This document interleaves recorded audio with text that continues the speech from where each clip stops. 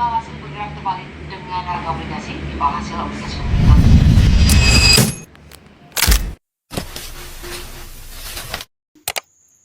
Belakangan ini, pasar obligasi Cina sedang tidak stabil dan juga mengalami tekanan yang menyebabkan hasil yang diterima naik turun. Banyak sekali investor global yang mulai menarik dana mereka. Tetapi sebenarnya, apa sih yang terjadi? Kenapa pasar obligasi Cina mengalami penurunan? Yuk kita bahas. Pasar obligasi Cina sangat besar sehingga pemerintah dianggap aman untuk berhutang. Namun, pada tahun 2023 hingga 2024 terjadi pelemahan ekonomi di sektor saat ekonomi melambatkan, pemerintah harus memberikan stimulus lebih banyak.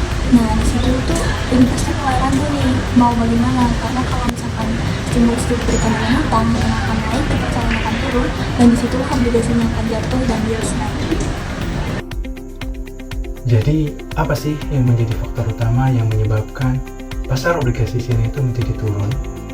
Yang pertama yaitu krisis pada sektor properti yang menghantam kepercayaan investor karena perusahaan properti kesulitan untuk membayar hutang. Yang kedua ini ada perlambatan ekonomi atau ekonominya mulai mesu karena konsumsi dari ekspor impornya ini mulai berkurang. Belakangan ini, pasar obligasi Cina mengalami tekanan cukup serius. Harga obligasi melemah dan investor global mulai menarik dananya. Padahal selama ini obligasi Cina dianggap relatif aman. Kondisi ini menjadi sinyal bahwa ada masalah struktural yang tidak bisa diabaikan. Faktor penyebab utama yang terakhir adalah perubahan kebijakan dari Bank Sentral Cina sendiri, yang dimana ketika mereka memotong suku bunga, otomatis imbal hasilnya yang ada pada para investor itu kurang menarik dibandingkan dari negara lain. Nah, kalau misalnya pasar obligasi turun, apa yang terjadi pada negara Cina? Yang pertama yaitu kepercayaan menurun.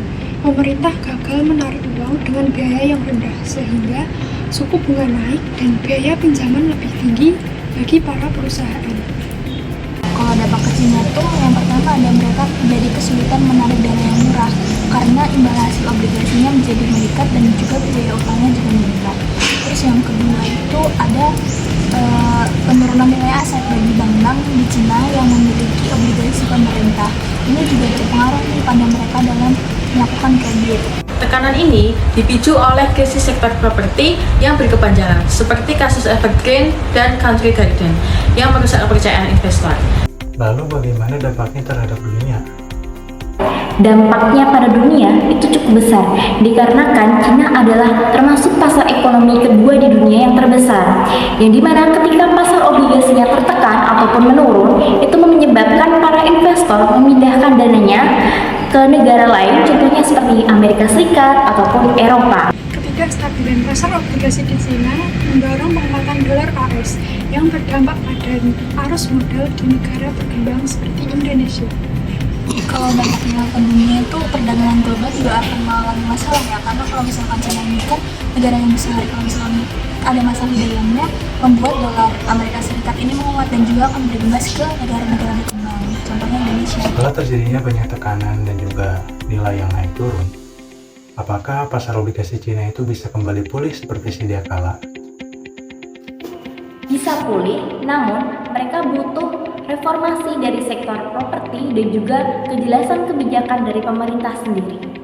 Akibatnya, arus modal global mulai bergeser ke aset yang dianggap lebih aman, terutama obligasi Amerika Serikat.